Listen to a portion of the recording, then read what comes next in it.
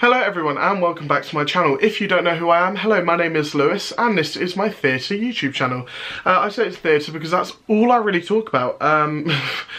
So there we go. So if you aren't subscribed and you want to be part of this little community, feel free to hit the subscribe button and let's get on into it. Recently I went to go and see Emilia the play, which is absolutely iconic, okay? It is a story of empowerment. It's a story of feminism. It's also a story of being a HBIC, and for those that don't know what that is, it's a head bitch in charge, okay? Now, it's iconic. I absolutely love this play. Now, I didn't think I would like this play because of just the marketing really seemed a bit off, and I was like, I don't think that's for me, sis. And then I saw it and was gagged. So let me give you a little rundown of the story. Okay, so I've got my laptop here because I need to read what I've written because it's quite lengthy and I wanted to get it right. So I think Emilia follows the, well, it does. It follows the story of Emilia Bassano, who has a massive passion for literature, poetry, and she's told her whole life that she is not worthy enough to be able to publish her own work, and she is #iconic. Because basically the time that it's set is the time when Shakespeare was around, which was then it was a man's world, not cute. Being surrounded by so many like poets and literature writers and whatever they're called, she sets out and she's like, hold up, wait a minute, I want to write my own poetry. So guess what she does? Sis goes and does it. So she actually becomes friends with Shakespeare and she becomes a muse for a lot of other people, but she's like, hold up, hold fast, I want to do my own thing. So she does. So with Emilia's fiery passion, she's like, hold up, hold fast, I'm going to do my own thing. And so she does. And, you know, this story is a story of, you know, love and loss and losing friends and family and loved ones and lots of different things, and it's #iconic. Now, let's get into the cast, shall we? I think we shall. So, so the cast is absolutely wonderful. You know what? This show has so much diversity on stage. So the whole cast is made up of women, and within the cast there are women of different sizes, colours, shapes. I think I already said shapes, didn't I? Abilities. Everything. Like, it's so iconic how diverse it is. You know, we've got actor musos. Like, god damn, we got actor musos. I love a show with actor musos because I think they're so talented. I think they're amazing. I don't know why I have to hashtag everything. Bit awkward. But yeah, it's so many different kind of people are represented on stage. Those that might have disabilities. There is a lady who is deaf. There's also a lady who's an amputee as well. She's only got half of her arm, and you know what, it's absolutely iconic and I absolutely chuffing love it. So that's another reason why you should go. But let's get into the cast. So Emilia, the main character, is played by 3 people. We have Emilia 1, Emilia 2 and Emilia 3. So I'm going to talk about all 3 of them for you right here, right now. So Emilia 1, Saffron Coombe, is the first Emilia, and I think she is the innocent side of Emilia, and I think she plays the role very beautifully. I think she's got something very childlike about how she plays Emilia and the innocence, like I say. There's something very sweet as well, and kind of just taking that idea of being like, no, you can't do it, and you really see through her character that it's kind of like, you ain't got no choice, sis. But and that's kind of the steps that we see for Emilia 1. So the second Emilia, Emilia 2, is played by Adele Leonce, or Leonce. I think it's Leonce. I want to maybe think it is because Beyonce. But Adele Leonce, who plays Emilia 2, kind of shows the more fiery side of Emilia, and you really see this through the stages of love, like loving more people throughout the play, and the relationships that she kind of gets into throughout the play, and more of her fight to want to be able to create her own poetry and books and writing and everything like that, and you really see that, really beautiful. And then we have Adele, Emilia number 3, which is Claire Perkins, who is almost the narrator of the story, because Emilia number 3 is the oldest Emilia, the one that is like the one that obviously ends up well, you don't see her die, but you know what I mean. She's the last Emilia.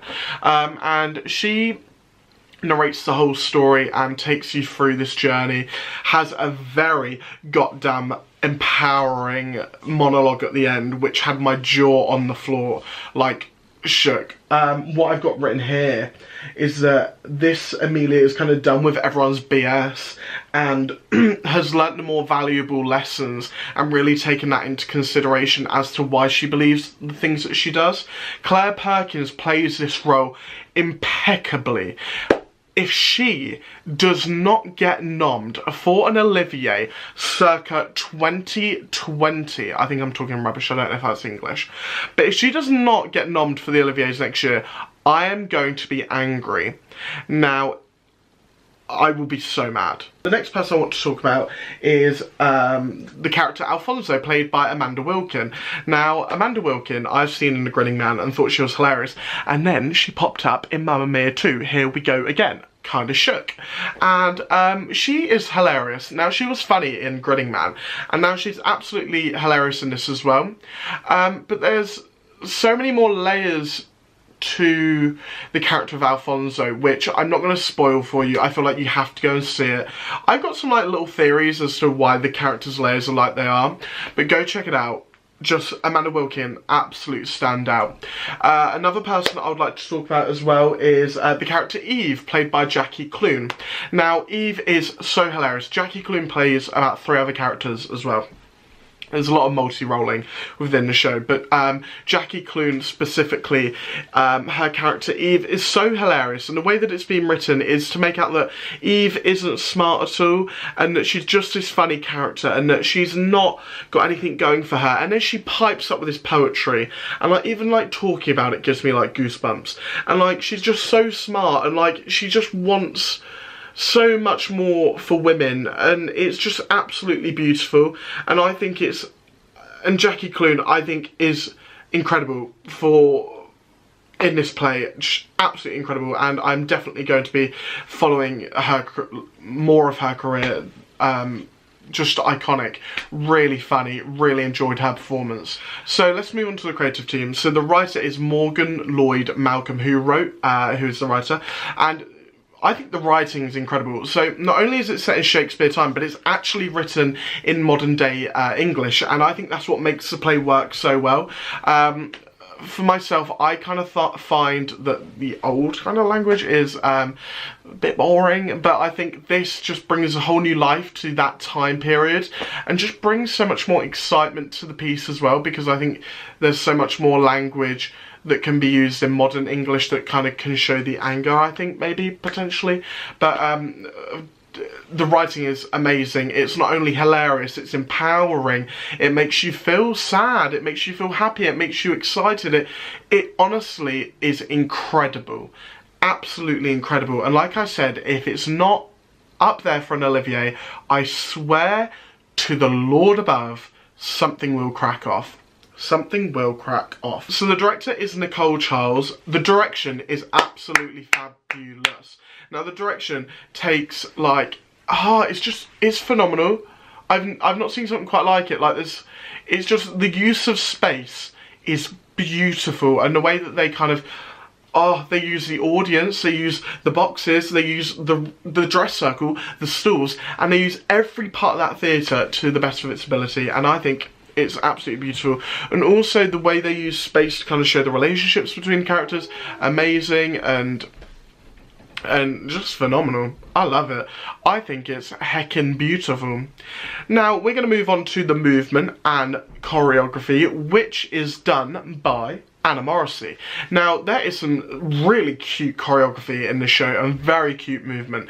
Now like I said, there's parts that have been made modern, and when Emilia 1 is in court with some other girls, so court is like where they learn to be like a lady and everything like that, there's a moment where they have to learn to dance, and they use modern dance moves like voguing to represent this, and I think it's incredible. I love that.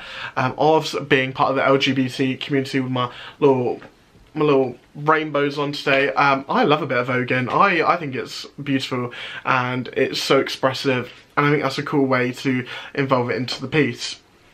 The movement as well, the ensemble do a lot of movement to represent the pregnancy and also giving birth and lots of other things. When something happens at the end, someone, you need to watch it to find out. Really beautiful, heckin' beautiful. So yes, Anna Morrissey, tick tick boom, sis, you did a great job. Now the last thing I want to talk about is the set and the costume, which is done by Joanna Scotcher. Now I think the set is rather nice because it's very minimalist and it really makes you look deeper into what's being said, and I think that's what they want you to do. Because the writing is so phenomenal, you don't need this amazing glitzy set to really, you know, dress anything, because the writing is so amazing. There are some cool bits with the set. A few bits fly down and up, and it's very nice. The set kind of reminds me a little bit of Hamilton in the use of colour scheme and things like that, but it is quite bare, quite minimal, but there is still some cool elements to it. So yes, I really enjoy that. Now the costume is also really wonderful as well. Each Emilia has their own.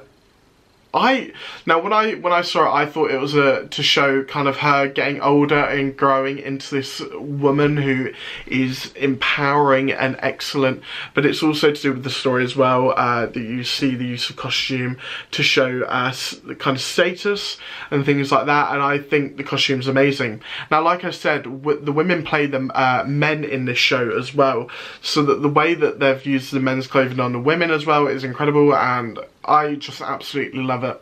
Now, this comes to the end of my review. I feel like it was very, very, as usual, very scattered, but I hope you enjoyed it. I would definitely recommend going to see my gal Emilia and Emilia 2 and Emilia 3. It's really beautiful. They have Today Tix rush tickets, which are £20, I think, £25, could be wrong. That's what I got, and it's front row. Sometimes it's a little further back, but would recommend it. So iconic. Go and see it. It's absolutely beautiful. If you did enjoy this video, give me a thumbs up, and if you haven't subscribed, like I said, hit that bell button so you'll be notified when I next subscribe. So I always say that, when I next subscribe, not when I next subscribe, when I next upload. But yes, if you enjoyed it, I hope you did. Also, if you have seen Emilia, let me know below who your favourite character is. That would be absolutely phenomenal, and we can have a little conversation. But yes, see you all later.